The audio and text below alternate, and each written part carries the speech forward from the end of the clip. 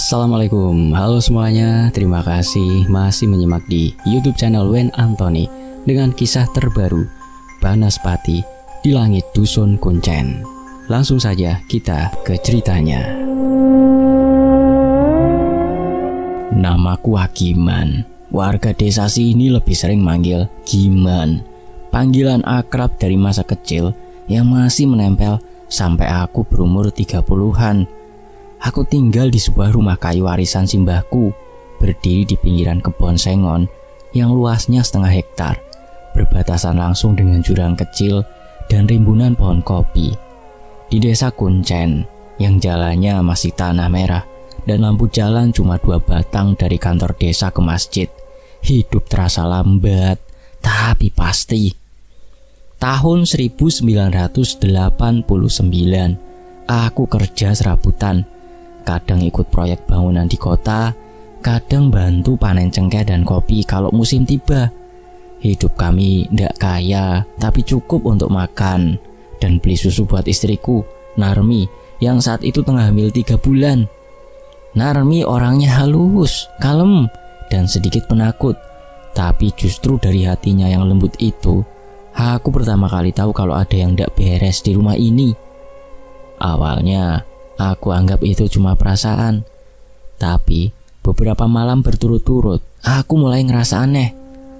Malam itu sekitar jam 10. Aku baru saja selesai makan nasi jagung dengan oseng daun pepaya. Angin malam bertiup pelan dari arah kebun, membawa bau tanah bercampur aroma bunga kopi yang sedang mekar. Aku duduk di amben depan rumah, nyender sambil ngudut, menenangkan badan yang seharian pegal karena kerja bakti ngangkat batu di dusun sebelah. Tapi saat itulah aku mencium bau anyir. Bukan anyir biasa seperti amis ikan. Ini bau yang mengendap di hidung, tajam, menusuk, dan membuat perut rasa mual. Aku mengernyit, menoleh ke kiri dan kanan, tapi tidak ada apa-apa. Kebun di belakang rumah gelap total. Hanya ditinggahi suara jangkrik dan sesekali lolongan anjing dari kejauhan. Aku berdiri masuk ke dalam rumah. Narmi, kamu masak apa tadi? Tanyaku agak terganggu. Loh, tadi kan cuma oseng daun pepaya. Kenapa, Mas? Ada bau, kayak darah anyir banget. Kamu gak nyium? Narmi menggeleng, tapi wajahnya tampak gelisah. Mas, aku mau cerita sesuatu, katanya lirih. Aku duduk di tikar pandan, menatap wajahnya yang pucat. Apa? 2 malam ini aku mimpi buruk terus. Dalam mimpiku, ada suara wanita nangis dari arah kebun. Suaranya pelan tapi jelas. Waktu aku coba keluar buat lihat, ada bayangan hitam berdiri di bawah pohon sengon. Dia tinggi, Mas, tinggi sekali. Tapi mukanya seperti terbakar. Aku terdiam.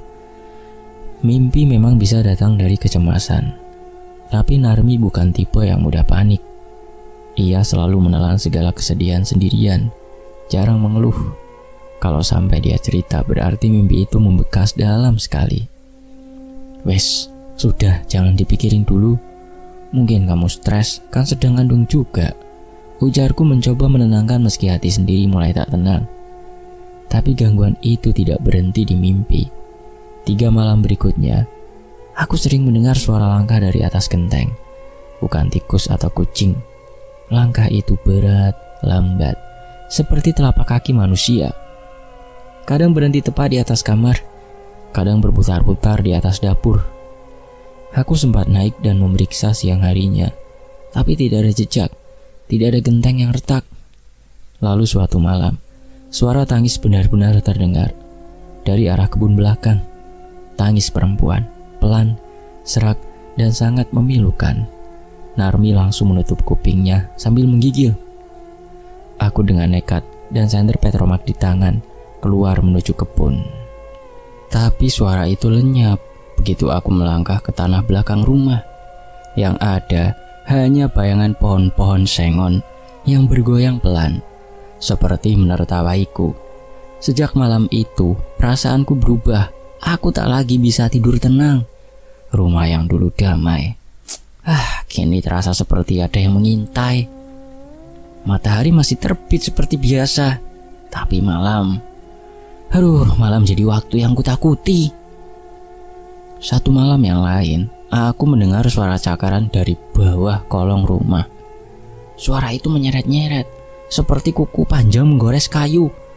Begitu aku buka pintu dan sorotkan lampu, tidak ada apa-apa, tidak ada siapa-siapa. Tapi di lantai papan itu ada bekas goresan 3 garis melengkung seperti kuku binatang.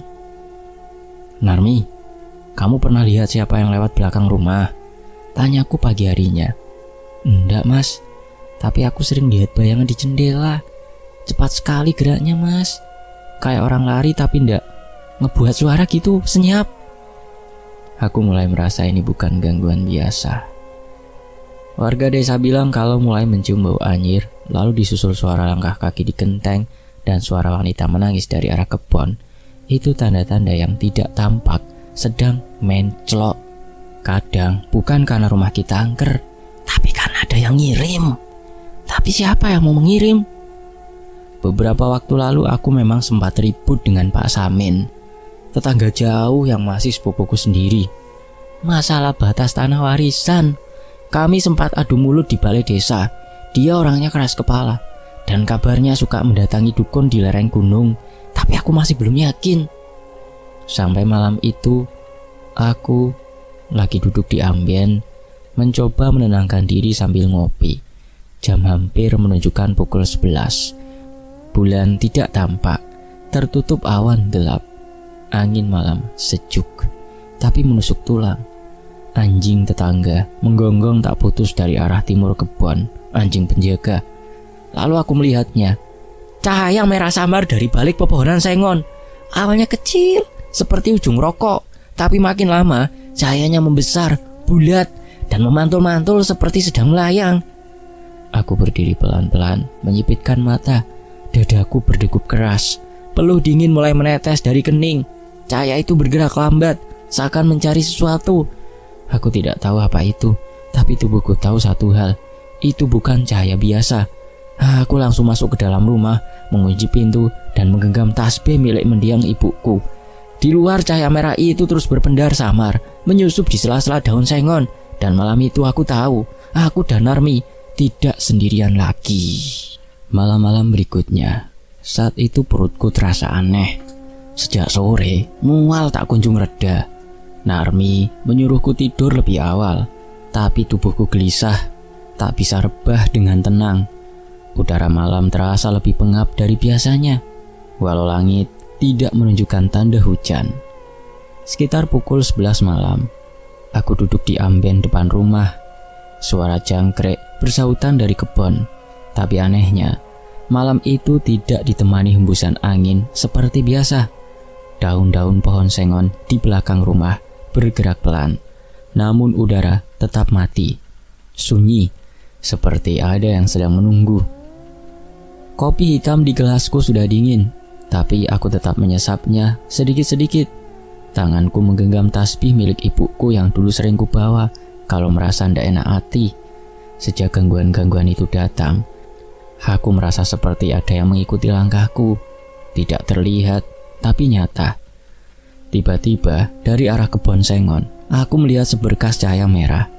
Awalnya aku pikir ada orang bakar sampah malam-malam, atau mungkin obor dari anak-anak muda yang sering main ke sawah tengah malam, nyari burung, nyari kodok, dan lain-lainnya.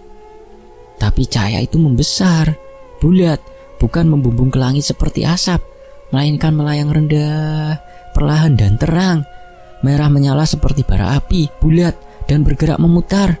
Aku menyipitkan mata, berdiri pelan. Bulu kuduku langsung berdiri, tanpa aba-aba. Cahaya itu kini berbentuk bola api, tidak menyentuh tanah. Ia melayang kira-kira 2 meter di atas rumput. Pancaran apinya tidak memancar luas, melainkan seperti menyimpan panas di dalam tubuhnya. Dan saat bola api itu bergerak ke arahku, aku mencium bau hangus, seperti rambut terbakar. Bersamaan dengan itu, terdengar suara geraman, berat, lambat, dan dalam, seperti nafas raksasa dari balik dada. Aku ingin lari, tapi tubuhku tak bisa digerakkan. Kakiku seperti dicengkram sesuatu. Nafasku berat. Keringat dingin mengucur dari kening hingga dagu. Jantungku berdetak begitu kencang, nyaris meledak. Suara geraman itu makin keras. Bola api itu makin dekat. Api itu tak sekedar cahaya. Ia hidup. Ia sadar. Itu bukan obor. Itu Banaspati. Makhluk yang sering disebut warga desa dalam bisik-bisik saat malam Jumat Kliwon. Konon, Banaspati adalah jin ifrit yang dipelihara oleh dukun atau orang yang menjalani laku pesugihan. Ia bisa disuruh mencelakai, bisa pula digunakan sebagai penjaga gaib, dan saat dikirim, ia akan berhenti jika darah sudah tumpah. Aku ndak bisa ngucap doa, lidahku keluh, mataku hanya bisa mengikuti gerakan bola api itu yang kini berputar-putar di atas pohon randu depan rumah. Godong-godongnya kering. Seketika, meski tidak terbakar, panasnya menyengat, membuat udara malam seperti tungku terbuka. Dari dalam rumah, tiba-tiba terdengar suara itu. Suara pintu terbuka tergesa. "Mas!" Narmi muncul dengan wajah panik. Di tangannya, tasbih kayu cendana peninggalan ibunya yang biasa digantung di sisi ranjang. Ia melangkah keluar tanpa alas kaki. Tubuhnya gemetar, tapi tetap melangkah mendekatiku. Ia mulai membaca ayat kursi dengan suara serak. Nafasnya memburu, tapi ia terus mengulang-ulang bacaan itu. Tangan kirinya menggenggam erat tasbih, tangan kanannya menarik tanganku. Saat itu juga, tubuhku terasa ringan. Aku langsung ditarik masuk ke dalam rumah. Pintu kayu ditutup dan dikunci. Tapi sebelum sempat kami menenangkan diri, dinding rumah bergetar keras. Suara hantaman seperti pohon tumbang menghantam sisi kanan rumah, lalu disusul oleh suara gesekan, seperti sesuatu yang membakar kayu dari luar. Narmi memelukku erat sambil terus melantunkan doa. "Mas, dia mau masuk." Aku menggenggam tangannya, memejamkan mata. Rumah kami seketika panas. Api tidak menyala di dalam, tapi hawa panas itu merambat ke dalam lantai, ke dinding, ke udara. Dari jendela belakang, cahaya merah itu berputar-putar, membakar semak dan ilalang di sekitarnya. Suara geraman terdengar jelas, memantul di dinding rumah. Pintu belakang berderak, seperti digedor dari luar. Kami menahan nafas. Aku meraih botol kecil berisi air doa pemberian Pak D. Sariman. Air yang sudah didoakan melalui mulut-mulut yang tak pernah mencaci maki. Dengan tangan gemetar, aku cipratkan air itu ke lantai dan ke kusen pintu. Tiba-tiba, suara itu menghilang. Panas mulai meredah. Udara malam kembali dingin dan sunyi. Tidak ada geraman, tidak ada cahaya. Aku dan Narmi terdiam, masih saling berpelukan di sudut ruangan. Tidak ada kata yang terucap, hanya gemetar. Jam dinding menunjukkan pukul 2.15. Fajar masih jauh. Tapi ayam jantan mulai bersaut-sautan dari kejauhan. Saat aku berani membuka jendela, langit mulai memucat. Cahaya merah itu sudah lenyap, namun bekasnya tertinggal. Pohon randu di depan rumah tampak hangus bagian. Tanah di sekitarnya seperti habis terbakar. Dan di dinding luar, tepat di dekat jendela belakang, ada bekas gosong membentuk lingkaran tak sempurna, seolah sesuatu telah menyentuhnya dengan bara yang menyala. Lantai rumah bagian pojok kanan pun terlihat menghitam bila diinjak, menimbulkan suara rapuh seperti kayu yang hampir lapuk. Narmi duduk diam di sudut kamar, menggenggam tasbih dengan erat. Air matanya tak berhenti mengalir, tapi tidak menangis keras.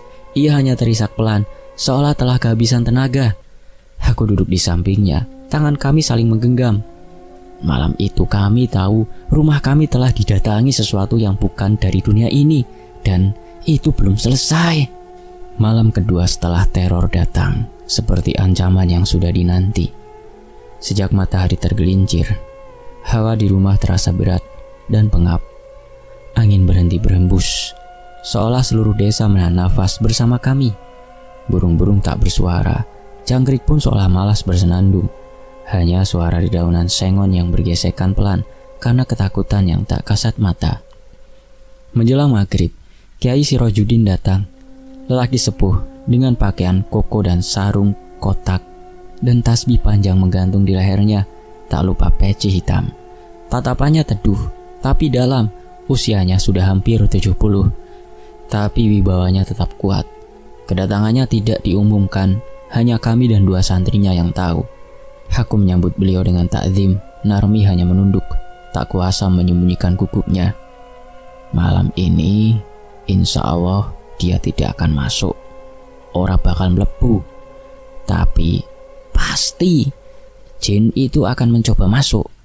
Kita harus kuat. Nanging kudu eling lan kudu siap. Eling, ingat pada Allah. Kiai memilih duduk di pojok ruang tengah, menghadap ke arah dapur dan jendela belakang. Di depannya, 2 santri muda menyiapkan segelas air doa dan segumpal daun kelor yang sudah dikeringkan. Rumah dipagari doa-doa yang dibisikkan pelan dari bibir beliau dengan media garam. Lalu garam itu ditaburkan ke sudut-sudut rumah, dan rumah itu diputari oleh garam yang telah didoakan tersebut. Saat itu waktu berjalan lambat. Pukul 10 malam, hawa panas semakin menjadi. Peluh menetes dari kening aku meski tidak bergerak. Dinding rumahku seperti menyimpan api di baliknya. Narmi mulai mual dan keringat dingin membasahi baju tidurnya.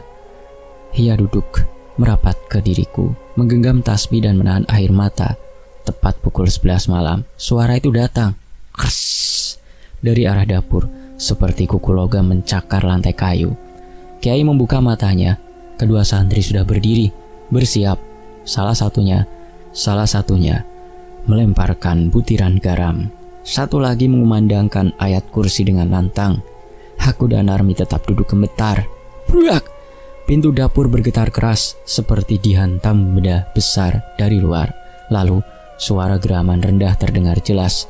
Bukan dari mulut manusia, lebih mirip suara nafas besar yang berat dan menyeringai. A'udzu bikalimatillahi tammati min syarri ma khalaq. Suara Kiai lantang dan penuh tenaga. Tangannya terangkat menunjuk ke arah pintu dapur. Dupa yang terbakar kini mengeluarkan asap tebal. Aroma kemenyan bercampur daun kelor menyebar ke seluruh ruangan. Mas, dia datang lagi, bisik Narmi pelan. Tubuhnya makin menggigil. Langit di luar mendadak memerah. Dari sela-sela ventilasi terlihat sinar menyala seperti nyala api menari-nari. Langit-langit rumah ikut panas, dan di atap terdengar langkah kaki berat berputar-putar, lalu berhenti di atas kamar belakang. Langkah itu menghentak kuat, seolah ingin merobek genteng dan menerobos masuk. Kiai mengangguk kepada salah satu santrinya. Ia membuka botol kecil berisi air doa dan memercikkan ke arah langit-langit. Begitu air itu menyentuh kayu, terdengar suara desis keras seperti api yang disiram. Dekne nyoba mlebu nanging ora iso. Energine dekne kuat nanging ora iso nembus pager iki. Lalu dari arah dapur suara tangisan, bukan wanita, tapi melengking seperti binatang terluka. Sekejap kemudian, sesuatu melompat ke dinding dapur, meninggalkan bayangan besar melesat ke atas. Kiai tak berhenti melantunkan doa. Ayat demi ayat dibacakan, menggetarkan udara malam yang makin panas dan pekat. Setelah doa itu dipanjatkan, pelan-pelan udara menjadi sejuk damai. Rumahku berguncang perlahan, bukan karena gempa, tapi karena tekanan gaib yang datang dari luar dan menghantam pagar doa Kiai. Kemudian terdengar suara jatuh keras di atap. Spum! Seperti tubuh besar yang terpental mundur. Santri yang satunya memercikan lagi air doa ke setiap sudut rumah dan juga melemparkan garam. Narmi mulai membaca surah Yasin dengan pelan, meski suaranya bergetar. Wagiman, diriku berdoa dalam hati, menggenggam tangan istriku erat-erat. Setelah 1 jam penuh ketegangan, suara itu menghilang. Langit perlahan memucat, menandakan fajar mulai mendekat. Udara di dalam rumah masih panas, tapi tak sepanas sebelumnya. Aroma garam masih mengambang di udara. Pukul 3:15, kami memberanikan diri membuka pintu dapur. Di lantai dapur, tepat di dekat tungku tua, ada bekas gosong. Bentuknya seperti telapak kaki binatang besar. 3 jari panjang melengkung ke dalam. Bekas itu menghitamkan lantai kayu. Dan jika dicium dari dekat, tercium bau sangit seperti karet terbakar. Kiai menunduk sejenak, kemudian berkata pelan, "Iki dudu sikil menungso, iki jejak makhluk api, panas pati." Semua terdiam, tak ada yang sanggup bicara. Rumah ini benar-benar jadi sasaran makhluk gaib. Dan malam tadi hanya awal dari perlawanan yang lebih panjang. Kiai memandang ke arah Wagiman dan Narmi. Sak durunge makhluk iku bali. Sebelum makhluk itu kembali, kalian berdua harus siap. Ada tumindak, ada banyak yang harus dilakukan supaya bukan hanya selamat, tapi kuat menghadapi semuanya. Apa Yai? Tanyaku pelan-pelan. Kalian berdua harus puasa mutih 3 hari. Itu untuk membersihkan energi tubuh dan hatimu supaya tidak dapat dijangkau oleh makhluk kiriman itu. Narmi mengangguk pelan, wajahnya pucat tapi penuh tekad. Aku menarik nafas dalam-dalam. Aku tahu malam berikutnya bisa jadi lebih buruk, tapi dengan kiai dan kekuatan doa, setidaknya aku dan istri tidak lagi sendirian. Fajar akhirnya datang. Cahaya pertama menyusup lewat celah jendela. Tapi bagiku dan Narmi ini bukanlah akhir kegelapan. Ini baru permulaan dari perang gaib yang belum aku pahami sepenuhnya. Paginya, udara di desa Kuncen terasa lebih lengang dari biasanya. Matahari sudah tinggi, tapi burung-burung enggan berkicau. Dan ayam pun tak terdengar berkokok seperti biasa. Rumah-rumah tetangga tertutup rapat, seolah semua orang memilih menahan kegaduhan dalam diam. Wagiman duduk di bawah pohon mangga di samping rumah. Tatapannya kosong menembus rimbunya daun sengon di kejauhan. Di tangan kanannya masih tergenggam tasbih kayu milik ibunya. Narmi sedang menyiapkan air putih untuk buka mereka nanti. Sementara pikirannya sendiri kalut, memikirkan siapa yang mungkin begitu tega mengirim Banaspati ke rumah mereka. Wagiman tak bisa lagi menepis curiga yang sejak awal mengarah ke satu nama, Pak Samin. Tetangga mereka yang tinggal 4 rumah dari arah selatan. Orang tua yang keras kepala dan suka menyimpan dendam. Ingatannya mundur ke 2 bulan lalu, saat perselisihan soal tanah warisan meledak di balai desa. Tanah peninggalan Simbah Marijan. Dulunya luas dan dibagi ke beberapa keturunannya, termasuk Wagiman dan Pak Samin.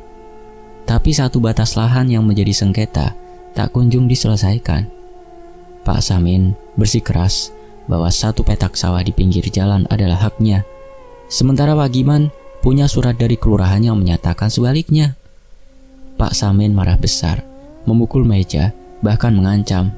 Wes, nek kowe rumangsa bener, aja nyesel nek sawijine dina kowe kelangan sing luwih gedhe saka iki. Ucapan itu kembali terngiang. Kalau kau merasa benar, jangan menyesal kalau suatu hari kamu akan kehilangan sesuatu yang lebih besar dari ini. Saat itu hanya dianggap emosi tua-tua, tapi kini setelah teror bola api datang 2 malam berturut-turut dan jejak hangus tertinggal di dapur, kata-kata itu terasa seperti kutukan yang benar-benar dikirimkan. Wagiman menghela nafas. Ia tahu desa ini punya sejarah panjang tentang ilmu hitam dan santet. Pak Samin bukan orang sembarangan. Pak, suara Narmi memecah lamunan. Bu Jum'ah tadi datang. Katanya semalam lihat Pak Samin jalan ke kebun belakang. Tengah malam, jalannya nunduk terus bawa buntelan kain. Wagiman menoleh, matanya menyipit. Ngapain malam-malam ke kebun? Bu Jum'ah ndak tahu, tapi waktu disapa, dia ndak jawab. Malah jalannya tambah cepat. Desa Kuncen memang tak pernah sepi dari cerita-cerita yang menyinggung ilmu kelam. Dulu waktu kecil, Wagiman pernah mendengar desas-desus tentang Mbah Badoro, orang pintar yang tinggal di lereng gunung. Katanya siapa saja yang ingin menang cepat dalam urusan duniawi, rebutan tanah, balas dendam, pesugihan, bisa datang ke sana, tapi ada syarat, dan tumbal adalah harga yang mutlak. Yang membuat Wagiman semakin yakin, beberapa warga juga mulai menyebut-nyebut kelakuan aneh Pak Samin akhir-akhir ini. Wagiman menatap istrinya lama, sebelum akhirnya menjawab, entahlah, tapi kalau iya, aku cuma bisa pasrah. Aku ndak akan membalasnya. Malam itu, Kiai Sirojudin datang kembali, mengawasi proses puasa mutih mereka dan menenangkan hati yang mulai terbakar curiga. Wagiman, kata Kiai perlahan, aku tahu hatimu seperti kompor terbakar, tapi ingat, Membalas dendam tidak akan menyelesaikan apapun. Itu justru akan mengundang yang lebih buruk. Wagiman mengangguk, matanya berkaca-kaca. Apa perlu aku sowan ke Pak Samin, Nyai? Kiai menggeleng. Ora usah, tidak perlu. Di atas langit ada catatan. Orang jahat tidak perlu dikejar. Dia akan digandeng oleh perbuatannya sendiri. 3 hari kemudian, berita itu datang dengan cepat dan sunyi. Pak Samin ditemukan tergeletak di dipan bambu belakang rumahnya dengan mulut berlumuran darah dan tubuh dingin seperti baru keluar dari sumur. Matanya terbuka lebar dan dari dadanya keluar bau sangit yang aneh. Mantri desa menyatakan tidak ada luka luar, tapi pendarahan di dalam tubuhnya parah. Seperti darahnya meledak dari dalam, seperti terbakar. Warga mulai berbisik-bisik. Ada yang bilang, Banaspati tak menemukan mangsanya dan berbalik pada tuannya. Ada juga yang meyakini bahwa niat jahat yang gagal akan kembali menghantam pengirimnya. Wagiman dan Narmi hanya bisa saling pandang saat mendengar kabar itu. Tidak ada kegembiraan, tidak pula rasa puas, hanya kelegaan yang sunyi. Mereka tidak bicara apa-apa soal kejadian itu. Bahkan saat warga mulai ramai bergunjing, mereka memilih menunduk dan diam. Malam itu, Kiai datang kembali, membawa selembar kertas berisi doa-doa penolak bala. Masih ada waktu untuk membersihkan rumahmu. Tapi ingat, yang lebih penting adalah membersihkan hatimu. Nek hatimu resik, omahmu bakal disawang malaikat. Nek omahmu disawang malaikat, setan ora bakal wani mampir. Singkat cerita, berkat Kiai Sirojudin, teror Banaspati telah menghilang. Sudah seminggu sejak malam terakhir Banaspati itu menampakkan wujudnya. Juga seminggu pula sejak kabar tentang Pak Samin merebak seperti api yang menyambar jerami kering. Seluruh warga desa Kuncen membicarakannya dengan nada setengah percaya, setengah takut. Tubuh Pak Samin, kata orang-orang yang sempat melihatnya di hari terakhir, ditemukan dalam keadaan gosong di bagian dada dan perut. Tapi anehnya, kulitnya utuh, tak ada luka bakar luar. Tak seperti orang yang terbakar api. Gosongnya seperti dari dalam tubuh, seakan sesuatu menyala dari balik tulangnya dan membakar jeroannya perlahan-lahan. Beberapa warga menganggapnya sebagai hukuman dari alam. Sebagian lain menyebutnya sebagai santet yang berbalik arah. Tapi bagi Wagiman, itu adalah akhir dari sebuah dendam yang tak sempat terucap secara langsung. Bukan aku yang membalas, kata Wagiman lirih. Aku hanya mencoba bertahan berkat dukungan panjenengan, Kiai. Sisanya mungkin memang sudah waktunya. Kiai hanya mengangguk. Kebencian kalau dibungkus doa buruk akan kembali menghantam tangan yang menaburkannya. Hari-hari di desa Kuncen pun perlahan kembali seperti semula. Bau kemenyan tak lagi menyengat di malam hari. Suara lolongan anjing berhenti dan genteng rumah-rumah tak lagi bergetar aneh tiap lewat tengah malam.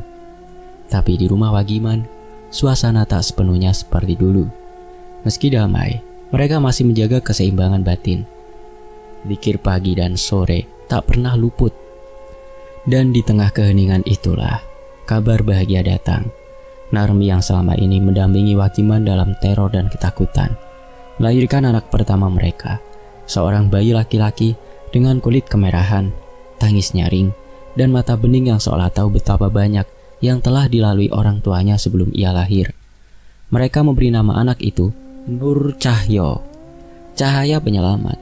Nama itu datang dari Narmi yang bermimpi bertemu ibunya semalam sebelum melahirkan. Dalam mimpi itu, sang ibu yang sudah lama wafat membawa lentera dan berkata, "Bayi ini akan jadi penerang, jangan takut lagi." Setelah kelahiran Nur Cahyo, Wagiman makin sering merenung, duduk di amben depan rumah, memandangi kebun sengon yang dulu menjadi sumber pertama firasat buruk, juga pohon randu yang meninggalkan jejak terbakarnya di bagian dahan-dahan tertentu. Juga tempat suara tangis perempuan malam-malam, tempat cahaya merah membakar udara, dan tempat teror itu berawal. Kini semua tenang, tapi tetap ada bagian dari dirinya yang merasa belum selesai. Tapi sebagai pengingat bahwa di dunia ini tidak semua musuh berwajah manusia, dan tidak semua yang membakar itu api dari bumi. Sebagian adalah api dari dendam yang diberi nafas oleh manusia sendiri. Selesai. Terima kasih sudah menyimak di YouTube channel Wen Anthony. Sampai jumpa di kisah lainnya. Saya pamit. Wassalamualaikum